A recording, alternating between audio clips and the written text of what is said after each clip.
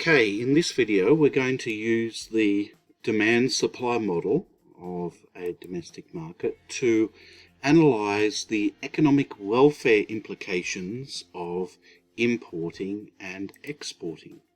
This will help explain where consumers' and producers' interests lie. Because often when economists talk about free trade, they'll talk about the mutual benefits of free trade. Now, while you could debate whether that's true or not, there's another question of winners and losers within the domestic economy itself. It's entirely possible that consumers can benefit from international trade, but producers lose out from international trade, and vice versa. So, because we're using the demand-supply model, we're going to be assuming perfect competition. We're going to assume, therefore, that Australian producers and consumers are price takers, both domestically and in the world. They simply accept whatever the market price is, that no individual producer or consumer has any control over the price. We're also going to assume there's no government intervention other than governments enforcing private property rights. Alright, so let's start with the domestic car market with no trade. Now, if you'll remember, the concept of economic welfare here is defined as the consumer surplus plus the producer surplus. So the consumer surplus, well, there's our equilibrium, the consumer surplus is the difference between the highest prices consumers were willing to pay and the price they actually have to pay, which is lower than the highest prices they were willing to pay for each additional increment of the product, in this case cars. So we've got a consumer surplus. We've got the producer surplus, which is the area between the price that producers actually receive for selling the product that they produce and the minimum price they would be willing to accept for the product that they produce, each additional increment of the product they produce. That is the marginal cost of each additional increment. That difference between the price they get and the minimum prices they would have accepted is the producer surplus. Alright, so it's all hunky-dory. We've got the consumer plus producer surplus. Economic welfare is the economic welfare area in total, this large triangle. It seems to be as large as it can be. However, when we introduce international trade, then this changes.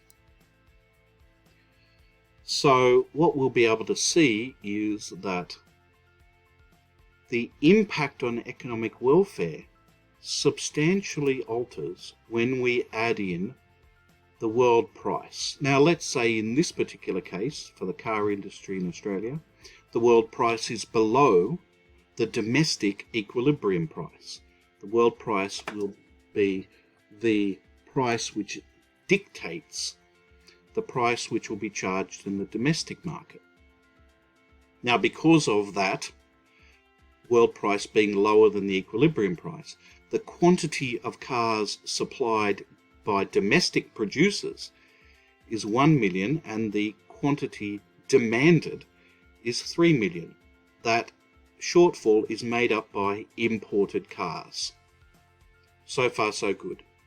Now let's look at the welfare implications. The consumer surplus now will be the area under the demand curve up to the quantity purchased, right, which is a combination of domestically produced cars plus imported cars.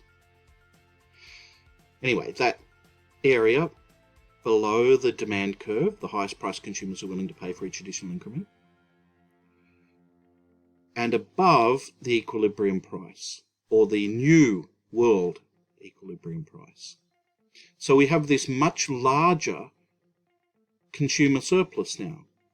We can see we've gone from a consumer surplus of just A to a consumer surplus of A plus this whole B area here. So consumers have clearly gained, have benefited much more because of the importation of cheaper cars.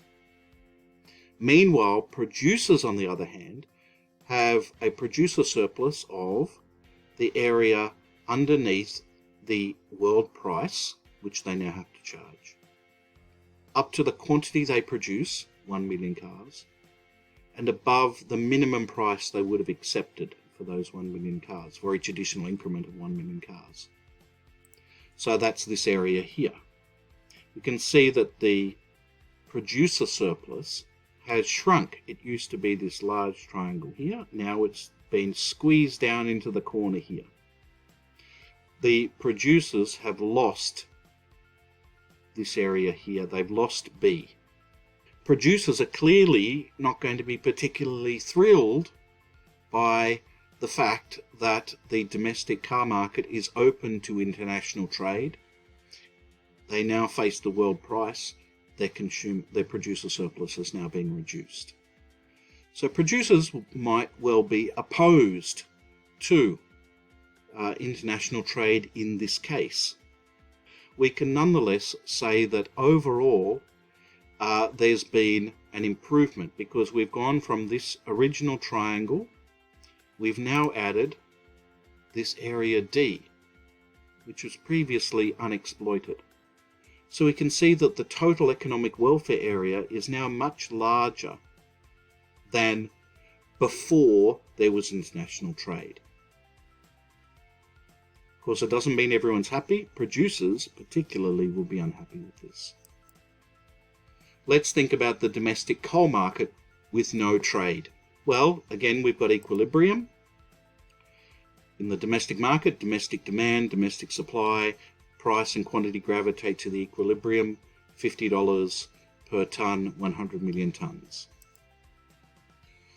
The consumer surplus will be the area under the demand curve up to the quantity produced and sold and above the equilibrium domestic price.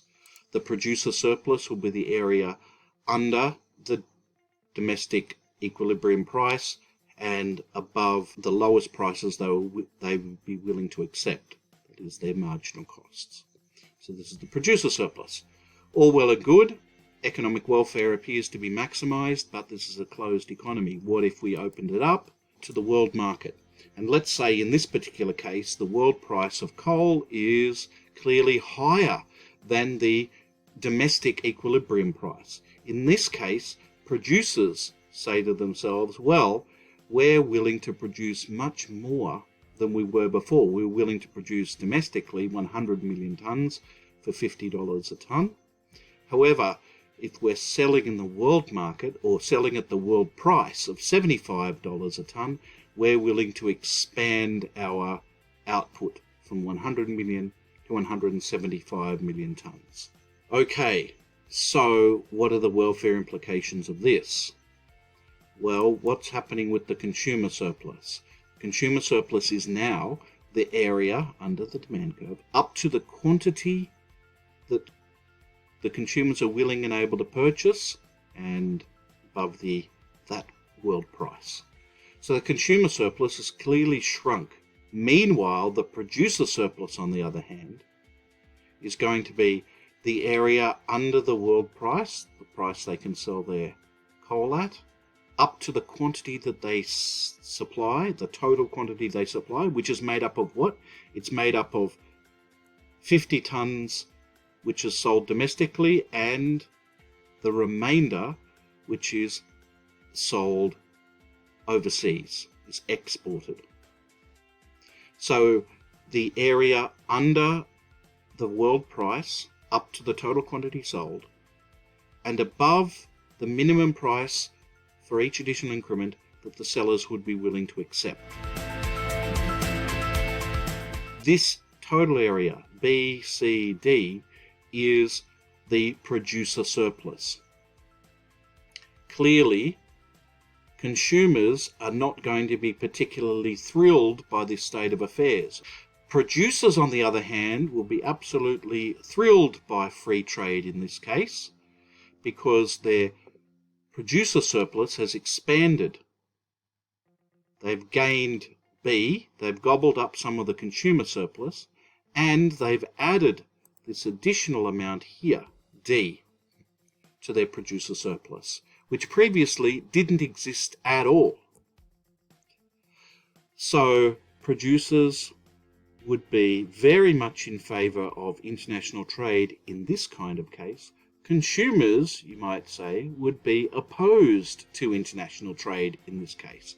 However, if we were ignoring the distribution of the consumers and producer surplus, and were simply interested in how big is the total economic welfare area now, we can definitely say that total economic welfare area is much larger than it was pre-trade, because we've added D, which previously was not enjoyed by anyone at all.